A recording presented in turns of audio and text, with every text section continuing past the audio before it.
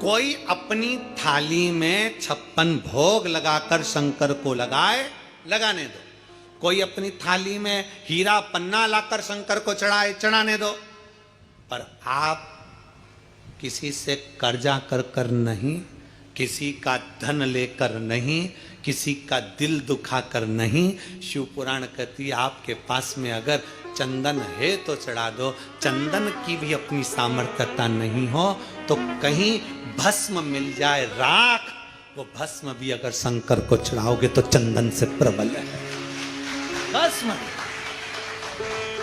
प्रीता है भगवान को, प्रीता।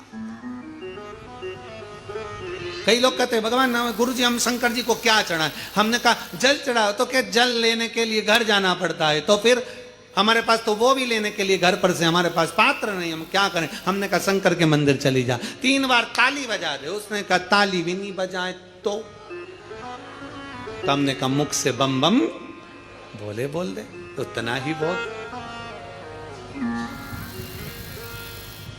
वो भी ना बने तो मुस्कुराकर शिव को निहार लो। मुस्कुराकर शंकर को निहार। और कभी हम तो यहां तक कहेंगे कि अगर नहीं चंदन नहीं, अगर नहीं तगर, कुछ भी नहीं है, आपसे भी निवेदन है लक्ष्मी की पूजन करो। तुम्हारे पास में सब सामान हो चढ़ा दो।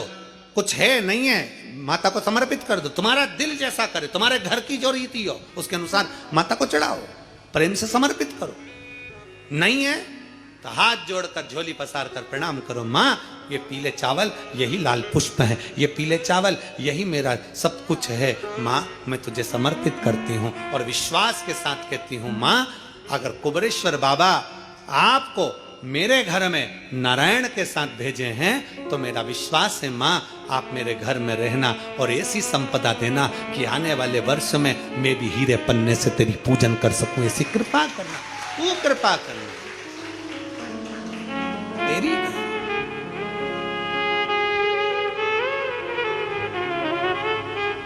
अब हमारी आदत क्या हो गई?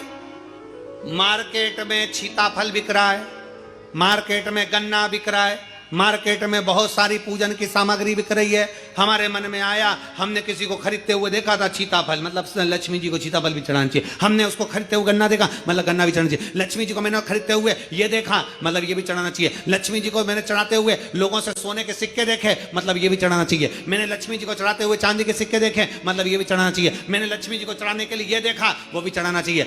घर में सामर्थ्यता नहीं है और कर जाकर कर तुम सामान लेकर माता लक्ष्मी को चढ़ाओ, लक्ष्मी जी कभी प्रसन्न नहीं होगी। लक्ष्मी कहती है कि तेरे दिल से तू मुझे जैसा रिझा सकता है वैसे रिझाना। अगर तू केवल दीप लगा देगा ना उतने में मैं भी खुश हो जाऊंगी और तेरा भंडार भरकर चली जा, भंडार भरकर।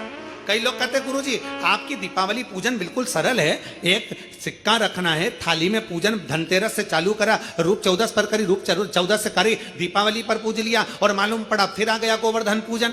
दीपावली का दूसरा दिन, खजाने का दिन, पड़वा का दिन, उस दिन फिर पूजन का विधान। तो हमारा शास्त्र कहता है दूसरे दिन जब पूजन करो पाटा जैसा कि लगा रहने दो, जैसा कपड़ा बिछा रहने दो, जैसी थाली रखी वैसे रखे रहने दो। और गोवर्धन पूजन वाले दिन भगवान गोवर्धन नाथ जी का नाम लेकर माता लक्ष्मी का स्मरण कर कर फिर 2 दिए लगाना है। 2 दीप, अब की बार तेल का दीप नहीं आएगा, दोनों दिए घी के लगेंगे और दोनों ओर लगेंगे, लक्ष्मी जी के सीधे हाथ पर भी और उल्टे हाथ पर भी। घी का दिया लगा दो, अखंड नहीं लगेगा, थोड़ी देर के लिए लगाना है और लगाकर उन्हीं दीप को लगाकर माता के पूजन कर लो।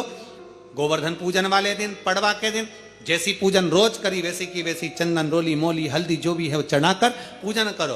केवल एक कमल गट्टा, एक हल्दी की गठान और एक कमरबेल का टुकड़ा समर्पित कर कर भाव से प्रेम से भोग लगाकर आरती कर लो। वही 2 दिए से जो रखे हैं उन्हीं 2 दिए से आरती कर लीजिए और माता को प्रार्थना कर कर अपने घर में रखिए।